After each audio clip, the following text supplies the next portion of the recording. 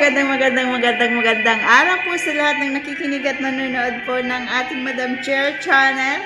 At ang ibabahagi po natin ngayon ay ang isa sa mahalagang dinalhan natin nung tayo ay umuwi sa Pilipinas. Kaya samahan niyo po ako kung anong kaganapang ito. Tara, let's go!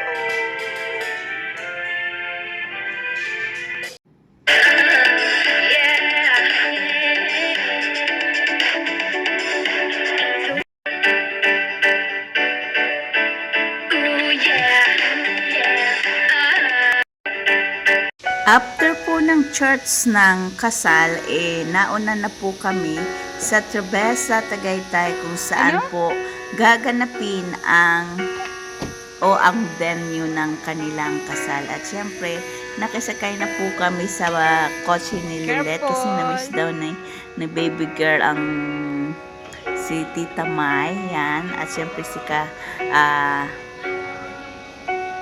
I really forgot ng pangalan ng asawa niya. Si Alan, yan. At syempre, habang inaantay natin yung the bride and the groom, picture taking muna kasama ng mga dating kasamahan din natin dito sa Hong Kong. Nandyan ang pamilya ng Ka-Eric.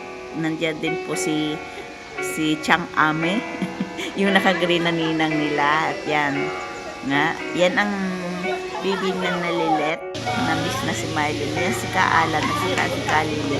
Dati po yung ng Philippine Consulate dito sa Hong Kong, na sa Pilipinas na ulit sila nag-work. At yan ang Ka-Eric Inaw, kasama niyo kanyang mommy and daddy. While waiting po sa pagdating ng kinasal, chika-chika muna kami. At syempre nariyan nga po. At sa part na yan, patuloy pa rin ang chikahan nila, di ba? Hindi matapos-tapos. Parang reunion po kasi ng Yan, dumating na po ang bride and groom. Yan, sakay ng kanilang car, bridal car. At yan, ina-assist na sila ng kanilang coordination. Yan. At lumabas na nga po si Martin Kay. At inaalalayan ang kanyang Mrs. Diba? Yan. At syempre, yung nakatalikod na girl, yan ang bridesmaid nila, kapatid ni Catherine. At yan na nga po, inaalalayan na nila ang bride at inahawakan ng damit. Medyo mahaba kasi yan po ang Trabesa na venue nila. At makikita niyo po, yan ang mga guest. At ayan na nga si Mylene, kasama yung mami ni Kat at saka yung kapatid, saka yung bunsong kapatid na lalaki. Ini-inform kung saan po kami nakaupong table sa loob. So, yan. Tinitingnan na po kung saan kaming table.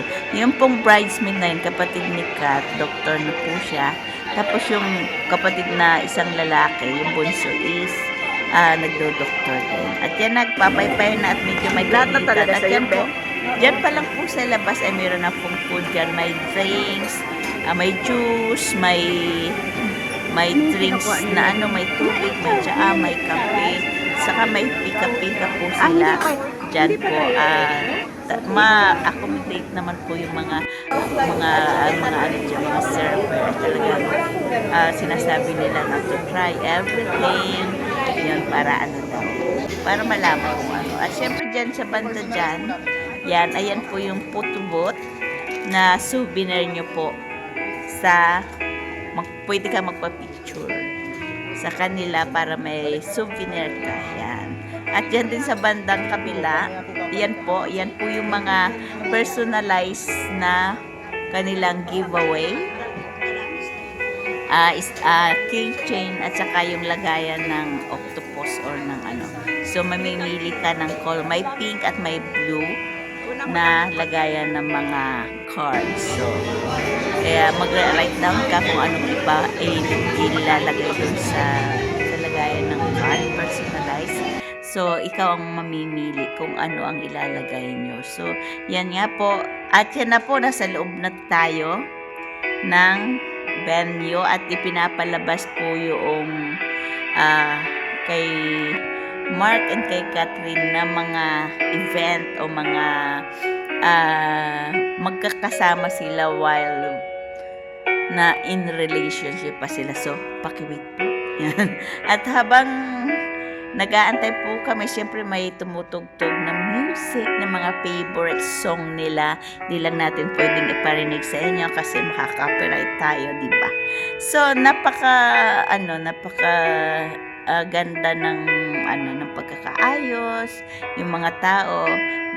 Kung mapapansin nyo, meron talaga siyang touch of blue colors. Lahat ng mga dumalo na yung guest lang. So, yan. Ayan ang pinakataas niya. Yan. Sa may kisame. Yan po ang ayos niya. While waiting po ay kung ano-ano ng ating pinicturan. Diba? And now, let's talk about and not just support our principal sponsors, as well as the parents who actually, of course, played significant parts at nagpartisipasan kanina sa aming seremonya.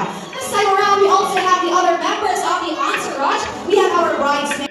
At sa part na ito naman po ay ini-introduce na po ang secondary sponsor. At syempre yung mga galawan at mga dancing nila.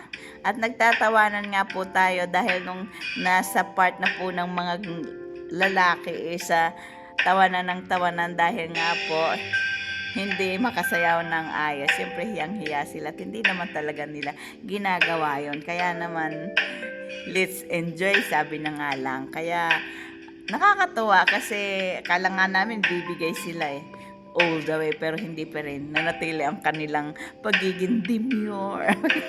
O diba, nagpa-practice hiyang-hiya yung isa dyan, no? Nagtatago talaga ang muka. Kasi part na po nila yan, ng dancing nila. So, okay. Congratulations, guys! Finally, this is it! Pagod na tapos na sa mga struggles and everything, so it's finally time to relax, enjoy. Alright, so I'm gonna everybody, take all the seats now, as well as Mark and Kath. Alright, this at this point in time, ladies and gentlemen, we have the so-called wedding traditions, okay? Of course. At dito naman po ay nagmo-moment muna tayo. Kaya yan, yung tingin muna sa salamin at may kausap tayo dyan na kakatabi natin. It's either my or somebody. At sa part na ito naman ay pinakilala na ang parents ni Marky with their dance. Yan, napakabait din po ng mami ni Mark. At syempre, natutuwa tayo at nakilala natin in person ang kanyang mami at ang kanyang kapatid na babae. And we're glad na sa another yugto ng buhay ni Mark ay nariyan po sila at kaya tayo umiinom na muna ng tubig. We are enjoying our time listening to music and ng mga ginagawang event. Kaya nga po, tinitingnan na natin ang menu. Yan kung ano pa ang program na gagawin. Sa part na ito naman ay pinapakita yung mga naging adventure ni Mark at ni Kat nung sila ay in relationship pa, kung saan sila mga pumunta, kung yung mga vows nila dyan. Hindi nga lang natin maiparinig kasi nga makaka-copyright tayo ng music nila. So, yan, pinanood po yan, mga 4 minutes siguro yan. Ano nila yan. So yan ang kanilang moment kung sila ay in relationship pa.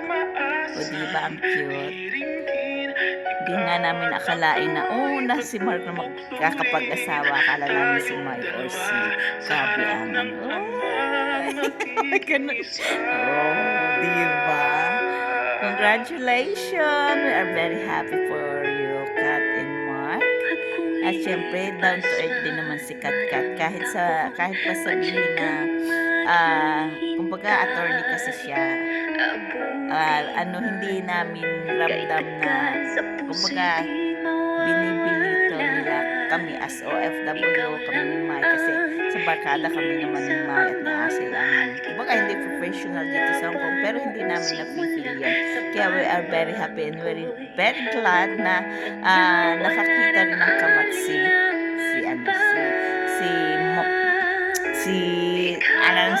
sino nga yan? Si Mark. Sorry naman. Ito yung pababa na sila sa hagdan before napupunta sila dun sa event. Ba't ba nahuli ito? Yan. O, abangan natin. Bubungad na ba sila? Lalabas na ba sila?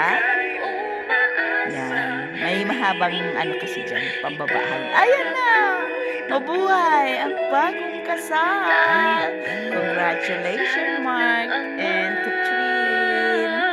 Yan. Enjoy your day and wish namin sa iyo ay always be happy. Alam namin may mga problem na darating. Siyempre, doon pa lang niyo talaga makikilala ang isa't isa. Pero, lagi niyong iisipin yung vows ninyo nung kayo ay ikinasal. Mabuhay ang bagong kasal. Siyempre, masayang-masaya kami sa, yan o, diba? Nagmamarites pa si Bello at saka si Corby. Oh, yan. Bali, ini-introduce sila sa lahat ng sa mga dumalo dyan.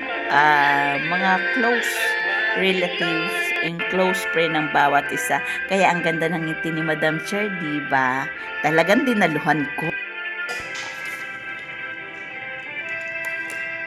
O mga ka-cheer, naibigan niyo po ba ang ating ibinahagi ngayon? At syempre, we are very happy sa pag-iisang dibdib ng ating Be na si Mark at si Attorney Katrine. Happy second month anniversary na po sa kanila today. Kaya sana ay enjoy and humayo kayo at magpakarami. Yan, sabay ganon. At syempre, kung inyo pong nagustuhan ang ay binahagi ko sa inyo ngayon ay like, heart, comment down below kung ano po ang inyong masasabi sa ating video today. At syempre, kung hindi pa namin kayo friends sa Madam Chair Channel, huwag natin kalimutang mag-subscribe at huwag din natin kalimutang i-hit ang notification bell dyan sa baba para po lagi kayong updated sa ating mga videos na nilalabas sa Madam Chair Channel. So, that's all for now at ingat po ang lahat. God bless us all. See you next time. Bye! Bye! Hindi na ako marunong kumuha. Bye everyone!